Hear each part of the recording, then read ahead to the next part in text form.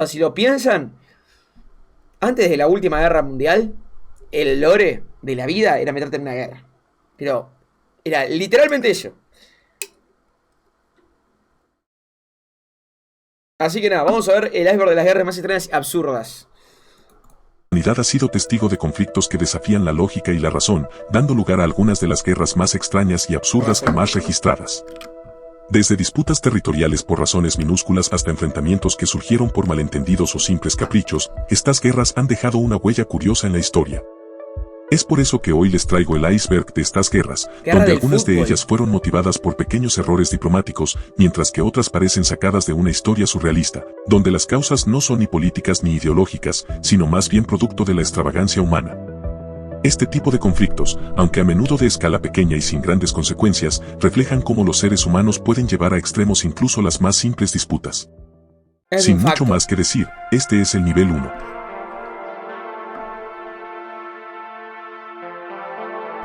El fútbol es sinónimo de pasión en América Latina, pero esto sobrepasó los límites con la conocida Guerra del Fútbol.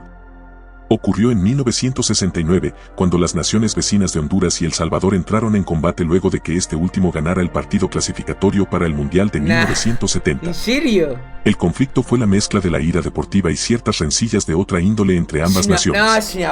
El resultado, 6.000 personas fallecidas y miles de heridos. Al final, El Salvador se quedó en la primera ronda del Mundial sin haber metido ni un solo gol.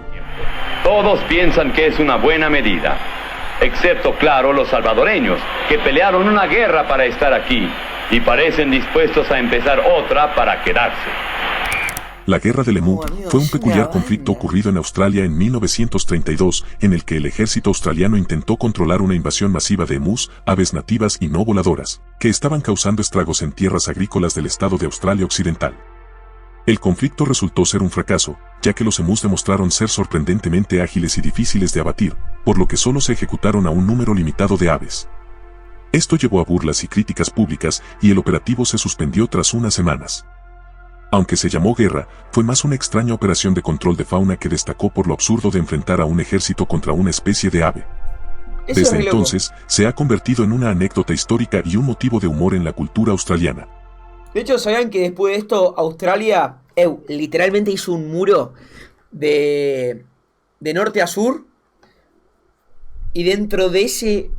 O sea, como que partió a Australia a la mitad, no exactamente a la mitad, pero casi más o menos a la mitad, y después la partió de este a oeste hasta ese muro. O sea, como que partió como... O sea, literalmente hoy vas a Australia, hay un muro de norte a sur, y es el muro más largo del mundo. Literal. Y es un muro es un muro así. Y esto es para que estos animales no pasen en la sociedad, pues son como que eran un montón. La Guerra Anglo-Zanzibarí, conocida como la guerra más corta de la historia, ocurrió el 27 de agosto de 1896 y duró entre 38 y 45 minutos. Estalló cuando un hombre se proclamó emperador, desafiando a los británicos, quienes apoyaban a otro candidato. Al negarse el hombre a abdicar, los británicos bombardearon el palacio con su flota, destruyéndolo rápidamente. Más de 500 personas fallecieron en el lado de Zanzíbar, mientras que los británicos no sufrieron bajas. El No, yo soy el emperador ahora. Proclamado emperador huyó al consulado alemán, y todo quedó bajo control británico, consolidando el dominio colonial en la región. La Guerra de los Pasteles, sucedida en 1838, fue un conflicto entre Francia y México, provocado por reclamos de comerciantes franceses que exigían compensaciones por daños sufridos en México, incluyendo el caso de un pastelero que pedía una suma exagerada por daños que sucedieron en su negocio. Ante la negativa mexicana, Francia bloqueó puertos y atacó Veracruz. México, bajo el mando de Santa Anna, intentó defenderse, pero la guerra terminó gracias a la mediación británica, obligando a México a pagar la indemnización. De gratis, ¿eh? La Guerra del Cubo, sucedida en 1325, fue un conflicto entre las ciudades-estado italianas de Bolonia y Módena, sucedido durante la Edad Media. La guerra comenzó cuando soldados de Módena robaron un cubo de madera de un pozo en Bolonia, lo que se convirtió en un símbolo de provocación. Aunque el cubo fue un pretexto menor, las tensiones políticas y territoriales entre ambas ciudades fueron las verdaderas causas del enfrentamiento. En Bolonia reunieron un ejército de 30.000 hombres que se enfrentaron a los 7.000 de Módena en la batalla de Zapolino. Pese a la diferencia numérica, los ladrones de cubo se impusieron en una batalla en la que fallecieron cerca de 2.000 personas. Módena se pudo quedar con el cubo, El Gardel del del que Chavo, hoy se literal, puede ver una réplica en la Torre della Ghirlandina, conmemorando aquella victoria. Esto es tremendo. Pasa que para mí la mayoría de las guerras en ese momento eran así, boludo. No había tantas, o sea, no sé si no había tantas razones para pelear, porque sí había la supervivencia, en plan de esclavizar a alguien para que te, no sé, para que te coseche el trigo por vos. O sea, había razones, pero para mí había unas razones re de boludo porque era tipo, ok, la guerra era el lore normal de la vida, entonces vamos a pelear siempre. Entonces como para mí se peleaban por cualquier pelotudez. Igual siento que hoy en día también se pelean por cualquier pelotudez, no a nivel guerra, pero puede llegar un conflicto callejero por una pelotudez también. En plan de que uno mira mal al otro y capaz se empiezan a pelear porque flashean que se mira mal. Que me parece algo re estúpido, ¿entendés? Y no pasó nada. Hay gente que busca Ronia porque sí también. Entonces eso también puede pasar. Pero obviamente que eso es una guerra, murieron 2000 personas. Más exagerado. Pero digo que es un poco humano esto de pelearse por cosas extrañas y absurdas. Llegamos al nivel 2.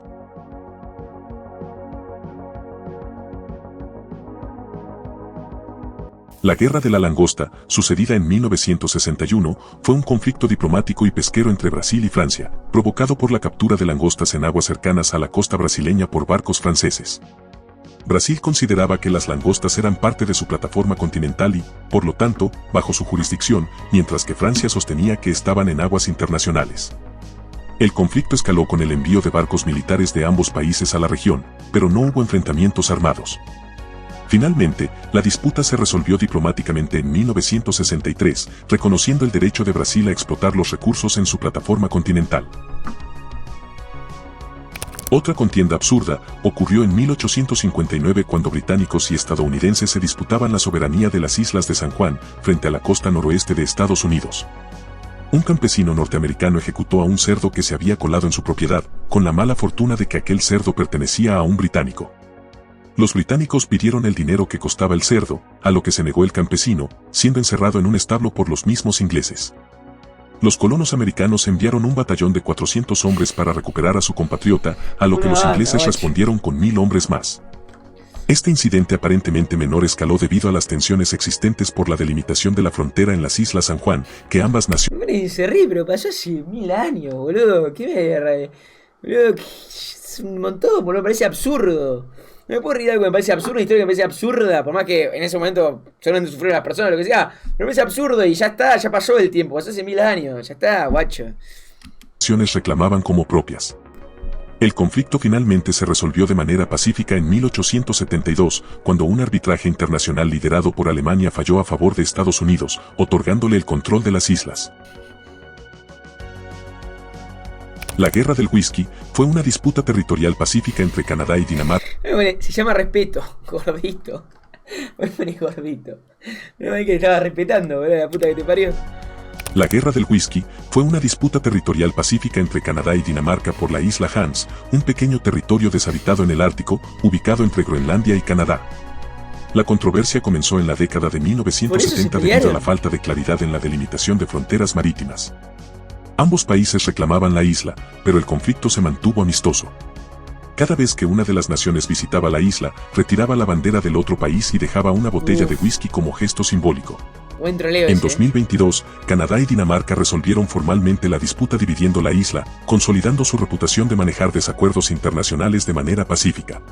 Me gustó cómo se arreglaron, Me pareció muy boludo que se peleen pelearse por un cuito de hielo. La Guerra de la Sandía fue un conflicto ocurrido en México el 6 de abril de 1856, protagonizado por una disputa entre ciudadanos mexicanos y soldados estadounidenses del Batallón de Marines, que estaban estacionados en el país como parte de los acuerdos tras la Guerra de Intervención estadounidense. El incidente comenzó cuando un soldado estadounidense se negó a pagar una sandía que había tomado de un vendedor mexicano en el mercado de la Merced. Esto provocó una pelea que escaló rápidamente, con ciudadanos atacando a los soldados y creando un enfrentamiento masivo entre las tropas estadounidenses y la población local. Es un troll, Aunque el conflicto no tuvo grandes consecuencias políticas o territoriales, sí reflejó las tensiones latentes entre México y Estados Unidos tras la intervención. O sea, me parece mucho que porque un random de un país haga algo, se le agarren con el país. Es como que mañana, no sé, vaya a Uruguay, le agarre una mandarina a un verdulero y el verdulero, por el verdulero ese vengan a atacar a Argentina. ¿Por qué? Porque soy argentino, es cualquiera, guacho, que me metan presa a mí, ¿no? A la patria. La Guerra de los Filibusteros se refiere a los... Qué bueno, boludo, puta que... A mí nunca me atrajeron los piratas, pero digo... Qué pro es ser pirata, amigo. O sea, Me parece muy pro en la Edad Media haber elegido ser pirata. En la Edad Media, en el 1500, 1600. Como que digo, te la tienes que rebancar, boludo. Tipo, sos un puto renegado, tío. No sos bandera blanca. Hacés lo que se te canta el culo y a lo que... Y troleás, ¿entendés? Como... Me parece muy troll. Además tenés tipo tu vestimenta. Como que siento que es como una buena facción, como que te diga. De esa época. Siento que haber vivido esa época del servidor del mundo real hubiese estado divertido. Pero la vida hubiese durado muy poco. Porque yo creo que los piratas se deben morir a los 28, algo así. No creo que duren tanto. Además en ese momento, literalmente si te caías de un lugar... Los piratas se movían por todos lados, por los barcos, se tiraban, que esto, que lo otro. Entonces también los huesos te quedaban al toque. No sé cuánto podías vivir. Pero hubiese sido bastante divertido, tipo, ser pirata. O imagínate, no ser pirata. Ser tipo en plan un noble. Estar viajando ahí, sos Cristóbal Colón en el barco y de la nada aparece un pirata. Calavera, literal, O sea, yo imagino esa escena filmada en una tercera persona. Sería una edit de TikTok con una calavera. Tipo, un chabón andando ahí en barco y de la nada, el horizonte se le hace un pirata. Calavera. Alto miedo, boludo. Alto miedo ir por el agua y te haces un pirata, boludo. Conflictos protagonizados por aventureros, llamados filibusteros, que buscaban expandir sus territorios e influencia en América Latina y el Caribe durante el siglo XIX. Estos filibusteros eran individuos o grupos no oficiales que actuaban como mercenarios o expansionistas, a menudo respaldados de forma encubierta por intereses extranjeros, especialmente estadounidenses. El caso más emblemático es el de William Walker, un filibustero estadounidense que en 1855 lideró una invasión en Nicaragua, por lo que logró tomar el poder brevemente y se autodeclaró presidente, implementando políticas favorables a los intereses estadounidenses, incluida la reinstauración de la esclavitud. Sin embargo, fue derrocado un año después, en 1857 por una coalición centroamericana. Bajamos al nivel 3. Es una banda y se iban a conquistar un país, boludo. Es una banda conquistar un país. ¡A partir de ahora! ¡El hentai es legal para todos, hermanos! Sería épico.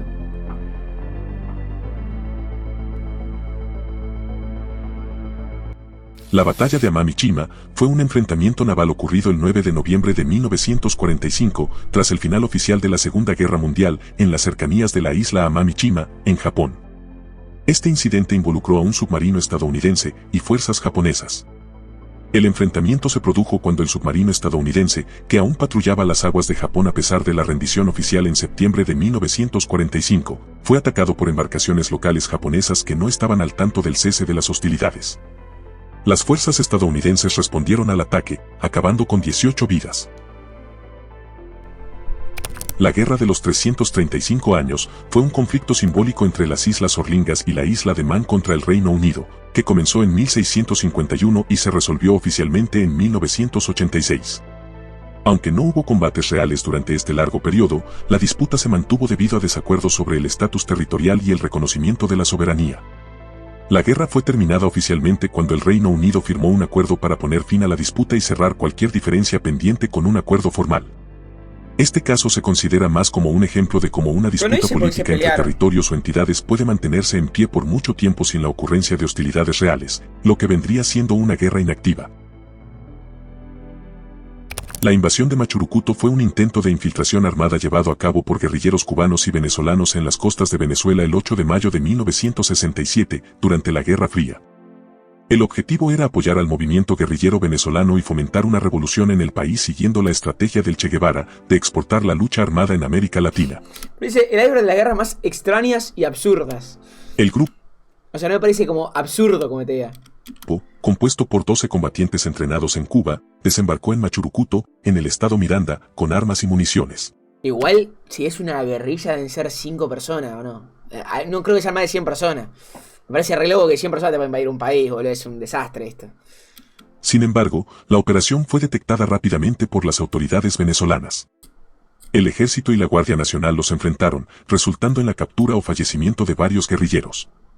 La invasión fracasó, y las Fuerzas Armadas venezolanas lograron contener el movimiento. La Batalla de Los Ángeles fue un incidente ocurrido durante la madrugada del 25 de febrero de 1942, en plena Segunda Guerra Mundial, cuando las defensas antiaéreas de Los Ángeles, California, respondieron a lo que se creyó que era un ataque aéreo enemigo. En medio de la tensión y el temor de un ataque japonés, las alarmas antiaéreas se activaron y hubo más de 1.400 proyectiles lanzados al cielo. Sin embargo, no se encontró evidencia de aviones enemigos ni se registraron daños significativos. El gobierno estadounidense declaró posteriormente que se trató de una falsa alarma, probablemente provocada por un globo meteorológico o por la histeria colectiva. El incidente generó especulaciones y teorías, desde confusión por el contexto de guerra hasta la posibilidad de un avistamiento de objetos voladores no identificados, lo que ha mantenido vivo su misterio en la cultura popular y ha hecho que sea un tema que he tocado ya en diferentes ocasiones.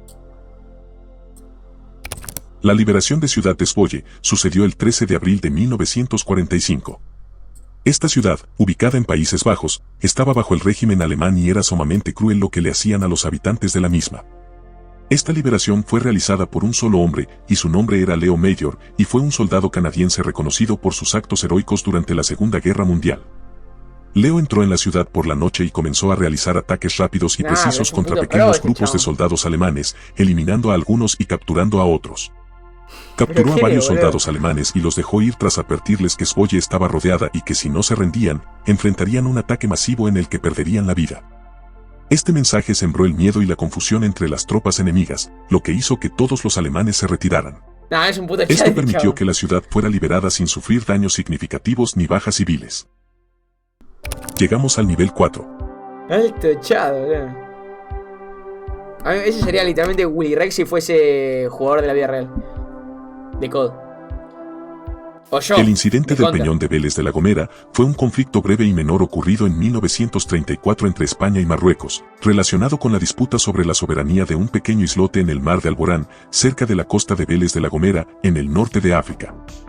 El incidente comenzó cuando una patrulla militar marroquí desembarcó en el islote, que estaba bajo control español, y lo reclamó como parte de su territorio, poniendo su bandera en la cima del mismo. Las tensiones aumentaron cuando las autoridades españolas, al enterarse de la ocupación, enviaron fuerzas para expulsar a los marroquíes. Es bardearla mucho para una bandera que no es en una isla de otra persona, ¿no? Sería un gran troleo eso, Sería un troleo enorme. Imagínense yo ir a esa isla y poner la bandera de Marruecos y hacerme el re pelotudo. Sería épico. Finalmente, España logró reafirmar su control sobre el Peñón de Vélez de la Gomera y la situación se resolvió sin enfrentamientos armados graves. El 18 de octubre de 1925, un soldado griego estacionado en la frontera cerca de la ciudad de Petrich, Bulgaria, persiguió a su perro callejero a través de la línea fronteriza. Al perseguir a su mascota, el soldado cruzó inadvertidamente hacia territorio búlgaro, lo que se consideró una provocación. En respuesta, los guardias fronterizos búlgaros abrieron fuego y ejecutaron al soldado griego. La situación se agravó rápidamente, ya que ambos bandos se acusaron mutuamente de agresión y provocación. En cuestión de horas, estallaron escaramuzas a lo largo de la frontera que llevaron a una confrontación militar en toda regla. La Liga de las Naciones ordenó un alto el fuego, y así fue, pero Grecia tuvo que pagar 45.000 libras en concepto de daños materiales y morales en el plazo de 2 meses, mientras que Bulgaria indemnizó a la familia de la víctima. Más de 50 personas habían fallecido, en su mayoría civiles búlgaros, antes de que Grecia obedeciera. Qué loco que todas las personas que vemos esta foto murieron, ¿no? O sea, no hay una persona de esta foto que no haya muerto. Y algo que me pone muy loco es decir, lo que siempre les digo, boludo, como que digo, no puede ser mis antepasados lo que se la bancaron, ¿entendés? Como digo, estos chabones estaban todos en guerra, hicieron un montón de cosas, se morían, no sé, en el 1800 se morían a los 20 años en una guerra, a los 15 en una guerra. Boludo, sirvió un montón mis antepasados para que yo esté vivo, boludo. Hice un montón eso, bacho. Respeto a mis antepasados, pota que cada vez los respeto más. La Guerra de los Locos fue una revuelta de un grupo indígena contra los impuestos en la administración colonial francesa en Indochina, que duró desde 1918 hasta 1921. Huepa Chai, el líder de la revuelta, trepaba regularmente a los árboles para recibir órdenes militares del cielo, ya que según él, había un dios que los gobernaba mentalmente. El estímulo para la rebelión fueron los altos impuestos impuestos por los franceses y el abuso de poder por parte de los recaudadores de impuestos. El pueblo indígena estaba dividido en facciones pro y antifrancesas. Finalmente, los franceses otorgaron a los indígenas un estatus especial en 1920, poniendo fin al conflicto de manera efectiva. El incidente del hacha ocurrió el 18 de agosto de 1976 en la zona desmilitarizada de Corea, cuando soldados norcoreanos atacaron y ejecutaron a 2 oficiales estadounidenses, que estaban podando un árbol para mejorar la visibilidad. El ataque, realizado con hachas y palos, fue motivado por una disputa sobre el árbol que Corea del Norte consideraba simbólico. Imagínate si agarra una tercera mundial por esta pelotudez. 3 días más tarde, fuerzas estadounidenses ponen en marcha una operación en la que un convoy de 23 vehículos estadounidenses y surcoreanos llegarían bruscamente para talar el árbol con una demostración de fuerza, para así intimidar a Corea del Norte y que se quedara atrás, cosa que hizo. Corea del Norte aceptó la responsabilidad de los anteriores homicidios y tuvo que indemnizar a las familias de los oficiales. Fue decir algo, pero no sé si está bien decirlo. ¿Pero ustedes creen que Estados Unidos throwió el early contra Corea del Norte? Me refiero, en este momento yo creo que Estados Unidos era muy potencia y Corea del Norte no creo que era tanta potencia. Entonces como que siento que Corea del Norte ahora se rebufió y está en late. Y creo que ahora está a nivel de Estados Unidos capaz de una de esas. Como que, ¿pero ustedes creen que realmente Estados Unidos throwió el early? De no ganarle a Corea del Norte cuando tuvo que hacerlo. Es una gran pregunta esa, ¿eh? Porque para mí acá yo diría que le ganaba a Corea, o sea, a Estados Unidos a Corea del Norte. Hoy en día, no sé. Y finalizamos con el nivel 5.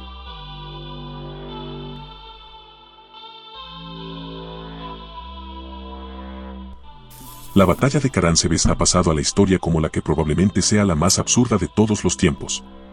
Corría el año 1788 en la ciudad fronteriza de Caránsebes, y precisamente hacia allí se dirigía un batallón del ejército austriaco, formado por 100.000 hombres, los cuales pretendían acampar y hacer noche previo a una invasión contra los otomanos. Pero en lugar de soldados otomanos, lo que se encontraron fue un grupo de gitanos que vendían aguardiente, de gran calidad a muy buen precio. Así que para hacer que la espera se les hiciese más corta, compraron a los gitanos unos cuantos barriles de licor y empezaron a beber y cantar mientras llegaban los refuerzos. Unas horas más tarde, llegaron, por lo que solicitaron su correspondiente trago. Sin embargo, los soldados ya presentes se negaron a compartir con ellos. No, qué quemado. Comenzó entonces una pelea que desafortunadamente resultó con un disparo al aire, lo que desencadenó una gran batalla entre el mismo ejército, con entre 500 y 1.200 soldados fallecidos o heridos. Que también pienso, ¿de dónde sacan esta historia, bro? ¿Quién se la cuenta a quién? ¿Cómo está también? Huyó por el suelo y siendo el hazmerreír del Imperio Otomano, donde aún a día de hoy se cuenta esta historia, como la batalla que se ganó sola.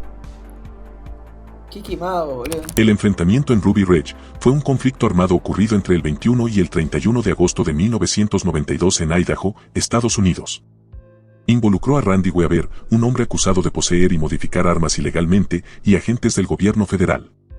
Randy vivía con su familia en una cabaña aislada, donde había rechazado comparecer ante la justicia, lo que llevó a una operación de arresto. El conflicto comenzó cuando agentes intentaron vigilar la propiedad para planear su arresto. Durante esta operación, un intercambio de fuego dejó sin vida al perro de la familia, al hijo de 14 años de Randy y a un agente federal, lo que escaló rápidamente la situación. Tras el hecho, el FBI se unió al operativo, sitiando la cabaña durante 11 días. Durante el asedio, un francotirador ejecutó a la esposa de Randy mientras sostenía a su hija pequeña. Este hecho generó indignación por parte de todo Estados Unidos y cuestionamientos a los protocolos de las fuerzas federales. El asedio terminó cuando Randy se rindió junto con su amigo Kevin Harris, quien también estaba en la cabaña. Ambos fueron arrestados. Randy Weaver fue absuelto de la mayoría de los cargos, excepto por no comparecer en la corte. La familia recibió una compensación de $3 millones en un acuerdo judicial. Earth Day fue un evento propagandístico realizado el 19 de febrero de 1942 en Winnipeg, Canadá, durante la Segunda Guerra Mundial. Consistió en una simulación de una ocupación alemana de la ciudad para mostrar a los ciudadanos cómo sería vivir bajo el dominio alemán y promover la venta de bonos de guerra. ¿Pero cómo van a hacer eso, boludo? Durante el evento, actores vestidos como soldados alemanes invadieron la ciudad, declararon el fin de las libertades democráticas. Pero están real pedo, boludo, yo no puedo creer. ¿Cómo van a decir eso? Pero no puede ser tan al pedo de hacer esto. Actores vestidos. ¿Esto te parece estar al pedo, madre? Al pedo, en plan de... Vestidos como soldados alemanes invadieron la ciudad, declararon el fin de las libertades democráticas y escenificaron arrestos, censura y otros actos represivos. También... No, imagínate el vato que no se enteró. Porque no es acá que te enterás de... O sea, hoy en día te puedes comunicar con el celular y te enterás más... O sea, no, el 95% de las personas se enteran. Pero ese momento, ¿quién se enteraba de que iban a hacer un simulacro? Yo me cago todo, boludo. Organizaron banderas y distribuyeron propaganda ficticia. Al final del día, las fuerzas aliadas retomaron la ciudad simbólicamente. El impacto fue significativo, logrando recaudar más de $3 millones canadienses en bonos de guerra y dejando una profunda impresión sobre la importancia de apoyar el esfuerzo bélico. Pasa En que no julio es de una guerra. 1943, Pero me la resubiría. Diría, bien ahí que lo sucedió la batalla de los Pips, en la que los radares de todos los barcos estadounidenses que había en la isla de Kiska empezaron a hacer señales extrañas, como si la flota imperial japonesa al completo les estuviera atacando con todas sus fuerzas, ya que eso era lo que parecía. Curiosamente, el mar parecía muy tranquilo, así que solo por miedo, comenzaron un brutal bombardeo de respuesta, contra básicamente, absolutamente nadie. Hasta muchos años después no se contó nada más sobre aquella batalla contra una serie de fantasmas, acaecida el 27 de julio del 43, que los historiadores califican hoy como uno de los sucesos más extraños y misteriosos de la Segunda Guerra Mundial, ya que era muy extraño que tantos barcos recibieran la misma señal tan fuerte y fuera de lo común.